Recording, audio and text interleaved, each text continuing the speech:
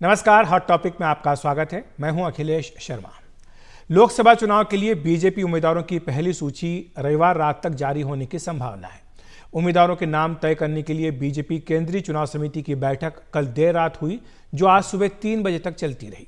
इस बीच अधिकांश राज्यों में बीजेपी और उसके सहयोगी दलों के बीच सीटों का बंटवारा तय हो गया है। बीजेपी हरियाणा की सभी 10 सीटों पर चुनाव लड़ेगी। हरियाणा में दुष्यंत चौटाला से समझौता नहीं हुआ है।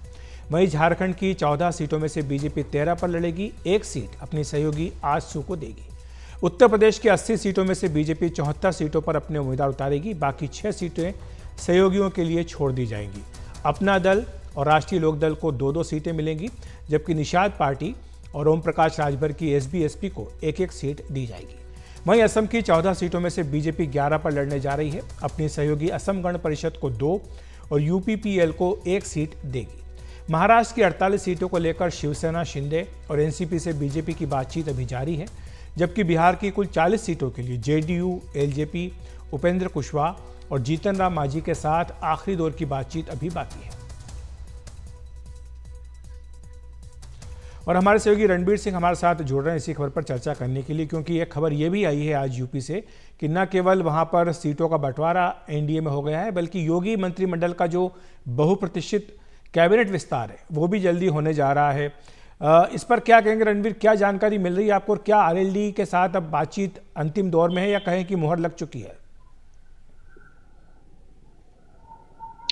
मुहर लग चुकी है, सिर्फ औपचारिक घोषणा होनी बाकी है। और आपने कहा बहुप्रतीक्षित, ये बिल्कुल बहुप्रतीक्षित है, क्योंकि जब से ओम प्रकाश राजभर भारतीय जनता पार्टी के साथ आए हैं तब से इस बात को लेकर के कयास लग रहे हैं, और जब जब मुख्यमंत्री राज्यपाल से मिलने जाते हैं तब तक इस बात की चर्चा होती है। आज भी कुछ ऐसा हुआ, लेकिन आज की चर्चा में कहीं ना कहीं कुछ ना कुछ सही बात है, इसलिए क्योंकि कल की बैठक हुई, पहले कोर कमेटी की, उसके बाद चुनाव समिति की, और चुनाव समिति की बैठक के बाद आज सुबह सुबह ओम प्रकाश राजभर ने सबसे पहले मुख्यमंत्री योगी आदित्यनाथ से मुलाकात की, और दोपहर में मुख्यमंत्री मिले राज्यपाल से, थोड़ी देर चर्चा हुई और निकल गए। और उसके बाद सूत्र बता रहे हैं कि आरएलडी के साथ औपचारिक ऐलान होगा गठबंधन का, और गठबंधन के ऐलान के ठीक बाद जो मंत्रिमंडल विस्तार है वो अगले 2-3 दिनों के अंदर हो सकता है, क्योंकि लोकसभा चुनाव के तारीखों का ऐलान होना है, आचार संहिता लग जाएगी। उससे पहले बीजेपी अपने 2 नए सहयोगियों को खुश करने की कोशिश करेगी, जिसमें एक है आरएलडी और दूसरी सुभाषपा। तो दोनों जी। दलों के हिस्से में 3 सीटें आएंगी, 2 आरएलडी को और 1 सुभाषपा के कोटे में आने वाली है। बता रहे हैं सूत्र कि 5 मंत्री इस पूरे मंत्रिमंडल विस्तार में शामिल हो सकते हैं, जिसमें एक नाम आकाश आनंद का है, जिनको राज्य मंत्री बनाया जा सकता है। रामपुर से आजम खान की सीट से चुनाव जीत कर आए हैं। दूसरा नाम है दारा सिंह चौहान का, जो पहले बीजेपी में योगी सरकार में मंत्री थे, 2022 में समाजवादी पार्टी गए, चुनाव जीते, विधायक बने, फिर विधायक पद से इस्तीफा दिया और फिर बीजेपी आ गए, चुनाव लड़े, हार गए, फिर एमएलसी बनाए गए और उसके बाद अब उन्हें मंत्री बनाया जा रहा जी। है। तीसरा नाम ओम प्रकाश राजभर, सुहेलदेव भारतीय समाज पार्टी के अध्यक्ष, और 2 नाम आरएलडी से हो सकते हैं, जिसमें एक राजपाल बाल्यान का नाम है और दूसरा प्रदीप चौधरी का।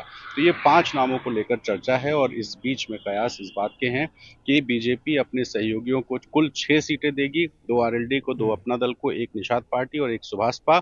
और इसीलिए चूंकि आरएलडी और सुभाषपा नई पार्टियां हैं, इनको मंत्रिमंडल में भी जगह दे करके चुनाव से पहले बीजेपी अपनी जो तैयारी है लोगों के बीच जाने की वो करना चाहती है। जी जी। हमारे साथ मनीष कुमार भी हमारे सहयोगी जुड़ गए हैं पटना से। मनीष, जब हम अलायंस की बात कर रहे हैं तो 2 राज्य अभी हैं, बिहार और महाराष्ट्र। हम महाराष्ट्र पर भी चलेंगे हमारे सहयोगी रौनक के पास, लेकिन आपके पास मैं आना चाहूँगा, बिहार में जो पिछली बार स्थिति थी 17-17 बीजेपी, जेडीयू, 6 सीटें रामविलास पासवान की पार्टी, क्या इस बार वही रहेगी, या फिर जिस तरह से रामविलास पासवान जी की पार्टी में बिखराव हुआ है, टूट हुई है, और बीजेपी के साथ अब 2 नए सहयोगी आए हैं, उपेंद्र कुशवाहा और जीतन राम मांझी, तो इन्हें एडजस्ट करने के लिए क्या बीजेपी 17 से पीछे जा सकती है, जेडीयू भी के 17 से पीछे आ सकती है? देखिए अखिलेश, निश्चित रूप से जनता दल यूनाइटेड और बीजेपी दोनों को इस बात का अंदाजा है कि उपेंद्र कुशवाहा हो या जीतन राम मांझी या लोक जनशक्ति पार्टी के दोनों फैक्शन हो, चिराग पासवान और उनके जो चाचा हैं पशुपति कुमार पारस, इन सबको साथ रहना है। ये सभी एनडीए में रहेंगे। इसलिए अभी जो एक सहमति बनी है, हालांकि बिहार के ऊपर अभी चर्चा होनी बाकी है, लेकिन अगले एक सप्ताह के अंदर जो है ये पूरे सीट शेयरिंग को एक तरह से डील को फाइनलाइज किया जाएगा। और जो अभी तक के संकेत हैं उसके अनुसार जो दोनों पार्टियां जनता दल यूनाइटेड और बीजेपी पिछले बार 17-17 सीटों पर लड़ी थी, तो इस बार उपेंद्र कुशवाहा और जीतन राम मांझी को एक एक सीट देने के लिए दोनों पार्टियां अपने हिस्से से एक एक सीटें देंगी। और साथ ही साथ जो लोक जनशक्ति पार्टी को पिछले बार 6 सीटें मिली थी, वो 6 सीटों को उनको एक बार फिर दिया जाएगा, लेकिन ये चाचा और भतीजे जो चिराग पासवान हैं उनके बीच में 3-3 सीटों को बांटा जाएगा, क्योंकि इनके पहले से जो है इनके 6 सांसद हैं और ये जनता दल यूनाइटेड और बीजेपी जो है वो 16-16 सीटों पर ही अपने उम्मीदवार इस बार उतारेगी, क्योंकि उनके पास सहयोगियों की संख्या बढ़ गई है। इसलिए सहयोगियों को एकोमोडेट करने के लिए दोनों दल एक एक सीट का त्याग करेंगे। अखिलेश, हमारे साथ हमारे सहयोगी रवीश रंजन शुक्ला भी जुड़ गए। रवीश, काफ़ी देर रात तक कल बीजेपी मुख्यालय पे थे, जहां पर ये चुनाव समिति की बैठक चलती रही। क्या कारण है रवीश कि आज जो है सूची जारी नहीं हो पाई है? जी देखिए, जो सूत्र हैं अखिलेश जी वो ये बता रहे हैं कि उम्मीदवारों की लिस्ट में प्रधानमंत्री का नाम है। तो पिछली बार हमने देखा था कि खुद जो राष्ट्रीय अध्यक्ष है बीजेपी के जेपी नड्डा, उन्होंने प्रेस कॉन्फ्रेंस करके बाकायदा सूचना दी थी। तो हो सकता है कि इस बार भी जो है वो बाकायदा एक प्रेस कॉन्फ्रेंस करके और उसके बाद में उम्मीदवारों के नाम की घोषणा की जाए। इस तरीके की जो चर्चा है वो बीजेपी के मुख्यालय के गलियारों में है। अब देखना है कि ये प्रेस कॉन्फ्रेंस कल होती है या फिर रविवार को होती है, लेकिन निश्चित तौर पर आज दिन भर जो है वो तमाम सारे जो भावी उम्मीदवार हैं उनके फोन आते रहे और लगातार जो है वो बीजेपी मुख्यालय के भी आसपास तमाम सारे लोग भीड़ जुटी रही कि कब आखिर लिस्ट आ रही है। सबको इस लिस्ट की उम्मीद है और जैसा कि आपने भी बताया था कि तकरीबन 200 के करीब में उम्मीदवारों के नाम इस लिस्ट में आ सकते हैं, तो ऐसी भी चर्चा है। सबसे खास बात है कि सबसे ज्यादा निगाहें दिल्ली के ऊपर में टिक गई हैं, क्योंकि जो सूत्र हैं वो ये कह रहे हैं कि दिल्ली में 7 सांसदों में से 5 का टिकट काटा जा रहा है। आज मैं बीजेपी के कार्यक्रम में गया था। आमतौर पर होता ये है कि सांसद वहां पर रहते हैं, लेकिन आज एक कार्यक्रम में कोई भी सांसद दिल्ली का नहीं दिखा। तो इसी से लग रहा है कि इस टिकट बंटवारे को लेकर और जो नई सूची आ रही है, जो निवर्तमान सांसद हैं उनके अंदर में भी काफी जिज्ञासा है और अपने अपने जो करीबी नेता हैं, बड़े शीर्ष नेतृत्व हैं, उनके पास में भी लोग भाग दौड़ कर रहे हैं। लेकिन सस्पेंस है अभी कि आखिर ये रविवार को अब ये लिस्ट जारी करेंगे बाकायदा जेपी नड्डा या फिर शनिवार को ये लिस्ट आएगी। लेकिन ये लिस्ट तकरीबन 150 से 200 लोगों की आ सकती है। जी, शुक्रिया आपका रवीश और मनीष, साथी रणवीर, आप तीनों का हमारे साथ जुड़ने के लिए, विस्तार से बताने के लिए धन्यवाद। बात कर लेते हैं महाराष्ट्र की, जहां पर लोकसभा की 48 सीटों को लेकर महाविकास आघाड़ी के दलों में सहमति बनती दिख रही है। सूत्रों के मुताबिक यहां एमवीए में शामिल शिवसेना उद्धव गुट, कांग्रेस और एनसीपी शरद चंद्र पवार के बीच करीब करीब समझौता हो गया है। खबरों के मुताबिक शिवसेना यूबीटी 20 सीटों पर चुनाव लड़ेगी, कांग्रेस 18 पर, जबकि शरद पवार की एनसीपी शरद चंद्र पवार 10 सीटों पर चुनाव लड़ेगी। शिवसेना यूबीटी अपने कोटे से वंचित बहुजन आघाड़ी के लिए 2 सीटें देगी। मुंबई की 6 में से 4 सीटों पर शिवसेना यूबीटी चुनाव लड़ेगी। वंचित बहुजन आघाड़ी को शिवसेना यूबीटी अपने कोटे से मुंबई नॉर्थ ईस्ट की सीट दे सकती है।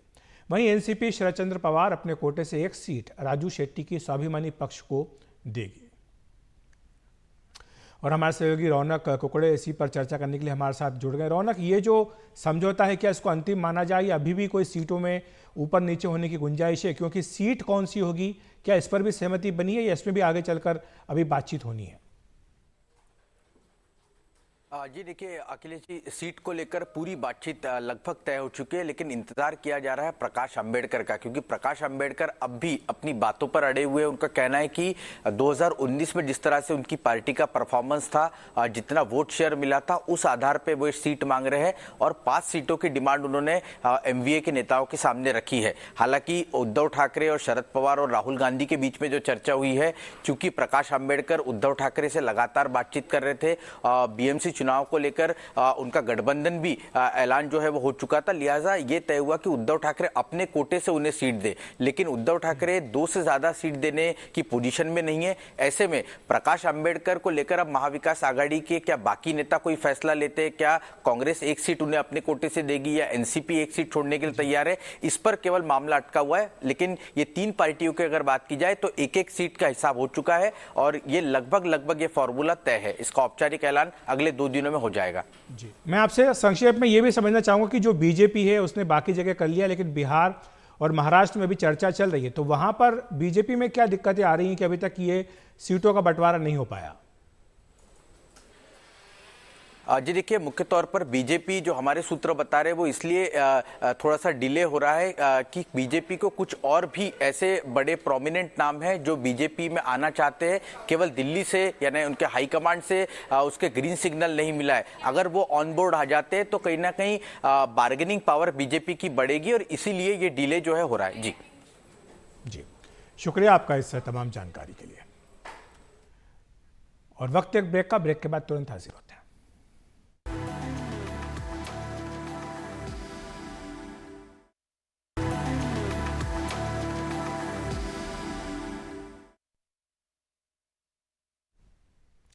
प्रधानमंत्री नरेंद्र मोदी ने हुगली के आरामबाग में रैली कर ममता सरकार पर तीखा हमला बोला है। पीएम मोदी ने कहा कि हमारे नेताओं ने लाठियां खाई, मुसीबतें झेली, तब कहीं जाकर कल पुलिस ने शेख शाहजहां को गिरफ्तार किया। पीएम मोदी ने ममता बनर्जी पर तंज कसते हुए कहा कि कोई तो होगा जो संदेश खाली के आरोपी को बचा रहा होगा, उन्हें शर्म आनी चाहिए। उन्होंने कहा कि यहाँ की मुख्यमंत्री भ्रष्टाचारियों को बचाने के लिए धरने पर बैठ जाती हैं।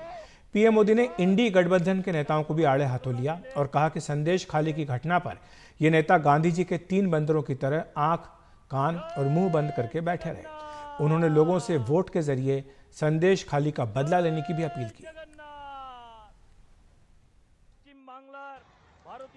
टीएमसी के नेता ने संदेश खाली में बहनों बेटियों के साथ दुस्साहस की सारी हदें पार कर दी।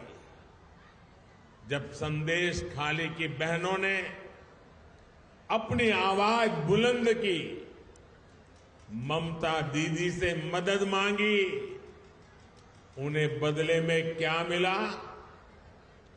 मुख्यमंत्री दीदी ने, बंगाल सरकार ने टीएमसी के नेता को बचाने के लिए जो भी कर सकते थे पूरी शक्ति लगा दी। क्या ऐसी टीएमसी को माफ करेंगे? ऐसी टीएमसी को माफ करेंगे?